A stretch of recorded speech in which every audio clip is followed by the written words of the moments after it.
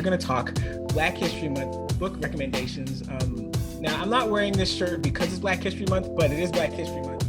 So it's always time to shout out Tony Mr. USA Atlas, one half of the first Black tag team to win the WWF Tag Team Championships, alongside Truro, Nova Scotia's own Rocky Johnson. We're going to get to my pick in a minute. Dave Zirin, Black History Month, what's your book recommendation? All right, I've got with me a first edition of the 1969 book, Revolt of the Black Athlete by Harry Edwards. Now, this book is so old that it doesn't say Dr. Harry Edwards because he hasn't gotten his doctorate yet. It's just Harry Edwards.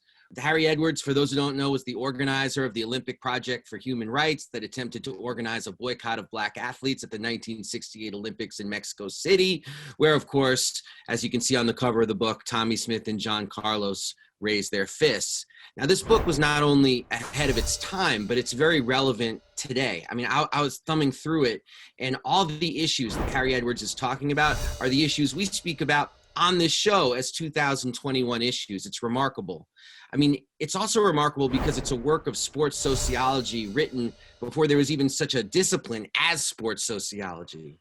It's also a book, if people have seen the 2019 movie High Flying Bird, this book is the climax of the dang movie. See the movie on Netflix. It's very good. It's about a young basketball star and all the pitfalls of fame and greed and everything that exists. And the climax of the darn movie is him being handed this book by Harry Edwards to read it, to understand what he's going through.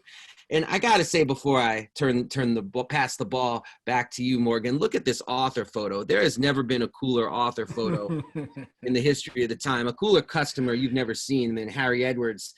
Cigarette in right hand, buttons, beads, hat, sunglasses, showing the world that he knows what time it is. So I can't recommend reading this book enough. It's so relevant for today. Revolt of the Black Athlete. Harry, soon to be Dr. Harry Edwards.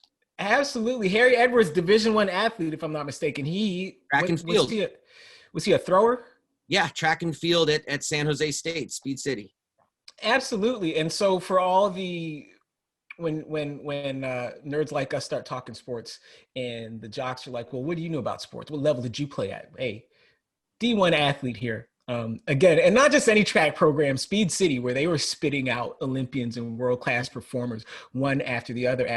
And to your point, Dave, he is creating this field of sports sociology on the fly, but what he wrote back then still holds up now. When you think about the genesis of any other field, any other sport, like you watch the first people play in the NBA, like could those guys play right now? Absolutely not. You watch these guys that Babe Ruth used to hit 60 home runs off of. Abreu from the White Sox would hit 130 home runs off of these guys. Like, it does not hold up. But here's Harry Edwards inventing the field, but also relevant in the field and timely in the field 50 years later. That's an amazing feat. Megan McPeak, you're up.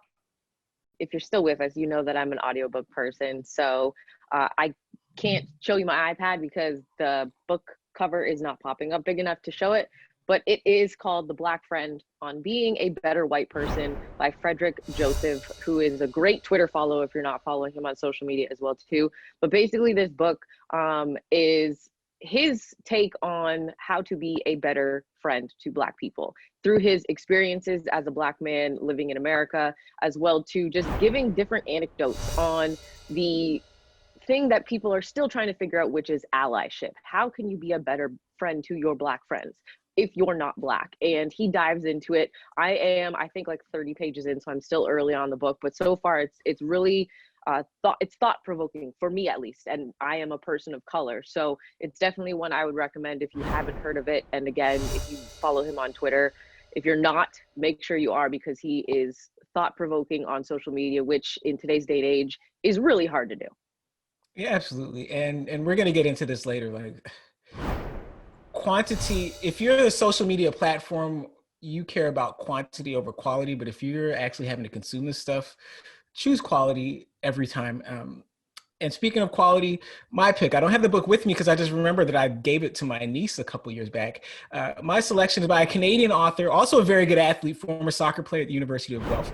Her name is J.L. Ely Richardson. Her first book, her debut memoir, published in 2012, called The Stone Thrower. And it's about her relationship with her father.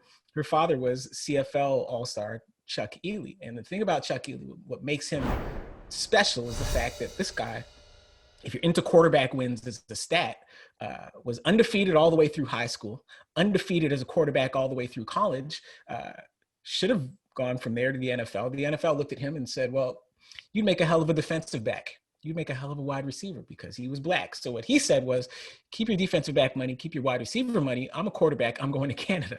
And so he comes to the CFL, winds up playing in Meg McPeak's hometown with the Hamilton Tiger Cats, leads them to a Grey Cup. So this book deals with JL finding out, for years she just kind of taken for granted the fact that her father played football and that he had come to Canada. But this book is kind of her journey through his decision-making process, the way he grew up, the comparison and contrast between growing up in Portsmouth, Ohio, and growing up in Mississauga, Ontario, the way that she did, and what it all meant for her and her family and her development as a human being and as a writer and as a student.